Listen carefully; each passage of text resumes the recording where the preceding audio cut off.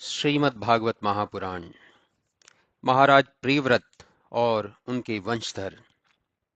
महाराज परीक्षित बोले, हे महात्मन, आपने जो यह कहा कि महाराज प्रियव्रत बड़े धर्मात्मा थे और गृहस्थी में रहकर भी ज्ञान प्राप्त कर आत्मदर्शी हो गए, वह कैसे हुए? आत्मा और ग्रह दोनों में बड़ा अंतर है, उनको आत्मज्ञान कैसे हुआ? गृहस्थ आश्रम तो समस्त झंझटों का केंद्र है, जिसमें कुटुंब की अभिलाषा से स्त्री, ग्रह तथा पुत्रादि की आसक्ति उसे निश्चल भक्ति नहीं प्राप्त होने देती। अतः श्री विष्णु जी की भक्ति उन्हें कैसे प्राप्त हुई? कृपया आप हमें यह समझाइए। श्री सुखदेव जी बोले, हे राजा परीक्षित, भगवान के चरणों में जिसका मन एक बार भी लग जाता है अथवा जिसे उनकी भक्ति का स्वाद मिल जाता है, वह सभी विघ्नों को पार कर जाता है, क्योंकि उनकी कीर्ति बड़ी मनोहर है। फिर गृहस्थाश्रम में तो उनके भजन करने का और भी अच्छा अवसर मिलता है। कौन कहता है कि गृहस्थी के झंझटों में भजन का अवसर नहीं मिलता? गृहस्थी में झंझट तो बहुत हैं, इसमें संदेह नहीं, परंतु जितना उत्तम अवसर इसमें मिलता है, उतना अन्य आश्रमों में नहीं मिलता। गृहस्थी में अभ्यासी को भगवान के भजन करने की बड़ी सुविधाएं मिलती हैं। जो साधन काल में उसे बाधाएं आती हैं, वह सहज ही दूर हो जाती हैं। परमहंस जन तो इसी क्रम से भगवान में अनुराग करते हैं। फिर प्रियव्रत जी का तो कहना ही क्या है, वे तो बाल्यकाल से ही भगवान में प्रेम करते थे, जिसके कारण श्री नारद जी उन्हें उसी समय आत्म साक्षात करा गए थे। वे अपने बाल्यकाल में ही समाधि लगा ब्रह्म ध्यान में स्थित होते थे। यही कारण है कि जब मनु जी ने उन्हें राजा बनाना चाहा, तो उन्होंने राजा होने से इनकार कर दिया, क्योंकि उस समय तक उन्होंने पूर्णतः चित्त का वशीकरण कर लिया था और उनकी इंद्रियां सर्वथा ही सब कर्मों से विरत हो शांत हो चुकी थी। परंतु जब मनु जी ने उन्हें बहुत कुछ कहा, तो उन्होंने पिता की आज्ञा को टालना उचित नहीं समझा और गृहस्थाश्रम की सब झंझटों को जानते तथा प्रजा पालन के धर्म को समझते हुए राज्य को स्वीकार किया। फिर ब्रह्मा जी स्वयं ही उन्हें पृथ्वी पर दर्शन देने आए। जब महाराज प्रियव्रत गंधमादन पर्वत पर तपस्या कर रहे थे, तो वहां देवर्षि नारद, उनके पिता राजर्षि मनु और कितने ही सिद्धों, चारणों तथा मुनियों के समूह में उन्होंने भगवत भक्ति संबंधी कितनी ही कथाएं और ज्ञान ध्यान अर्जन किया था। उन्हें शोक, मोह, भय, सुख और दुख की कोई चिंता न थी। ईश्वर की आज्ञा को ही वह सर्वोपरि समझते थे और यही सब कारण था कि ग्रह तथा वन उनके लिए सभी एक समान थे।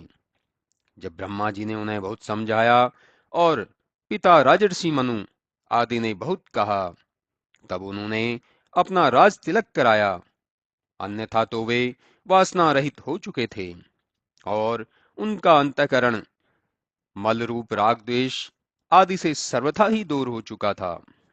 उन्हें राज्य की कोई कामना न थी। तत्पश्चात उन्होंने प्रजापति विश्वकर्मा की कन्या बहिर्ष्मति से अपना विवाह किया और उससे उन्होंने अपने ही शील, रूप, गुण, कर्म और बल के समान सुंदर 10 पुत्र उत्पन्न किए। पुत्रों के अतिरिक्त उन्हें एक कन्या भी प्राप्त हुई, जिसका नाम ऊर्जस्वती था। पुत्रों का नाम आग्निघ्र,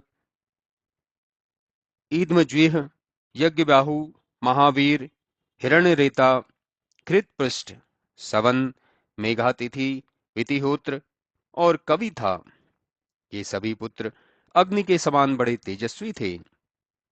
इसमें कवि, महावीर और सवन तो बाल्यकाल से ही परमहंस वृत्ति धारण कर लिए थे, जिन्हें भगवान वासुदेव के चरणों के अतिरिक्त और कुछ सेवन न करना था, जिससे ये सर्वथा ही महर्षि हुए।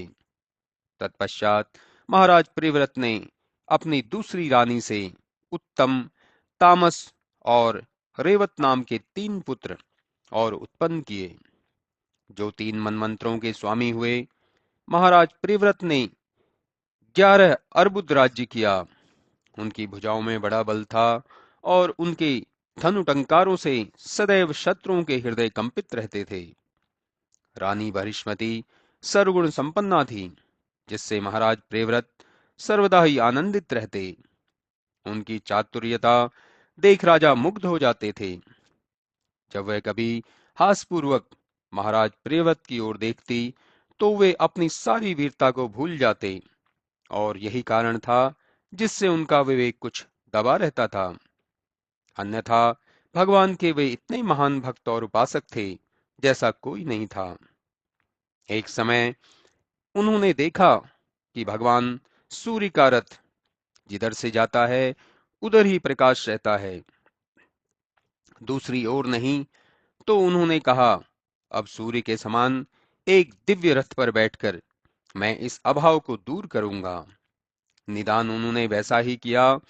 उन्होंने सूर्य के साथ चलकर 7 बार पृथ्वी की प्रदक्षिणा की। फिर जिधर की ओर अंधकार रहता था, उधर प्रकाश रहने लगा। किंतु ब्रह्मा जी ने उन्हें वैसा करने के लिए मना कर दिया।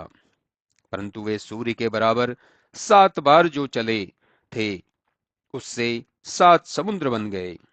पृथ्वी के 7 भाग हो गए।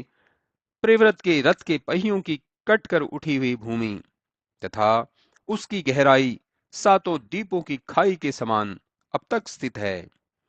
उन्हीं को शारोद, इक्षुरसोद, सुरोद, घृतोद, क्षीरोद, दधिमंडोद, शुद्ध रसोद कहते हैं। इन 7 द्वीपों को महाराज प्रिव्रत ने एक एक द्वीप अपने पुत्रों को बांट दिया। तत्पश्चात उन्होंने कन्या ऊर्ध्वस्वती को महाराज शुक्राचार्य से विवाह दिया, जिससे ऋषि को देवयानी नाम की एक कन्या प्राप्त हुई।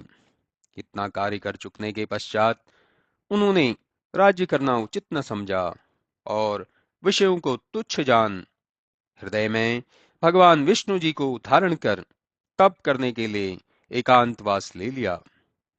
फिर तो पूर्व में जैसा नारद जी ने बतलाया था, उसी विधि से चलकर उन्होंने उस स्थान को प्राप्त कर लिया जिसे बड़े बड़े योगी भी नहीं पा सकते। हे परीक्षित, महाराज प्रिव्रत ने गृहस्थाश्रम में रहकर जो पुनीत आचरण किया है, वैसा कोई नहीं कर सकता। उन्होंने अपने पराक्रम और कठोर योग द्वारा सब ऐश्वर्यों और सिद्धियों को पाकर भी उन्हें नरक के समान जान उनका त्याग कर दिया।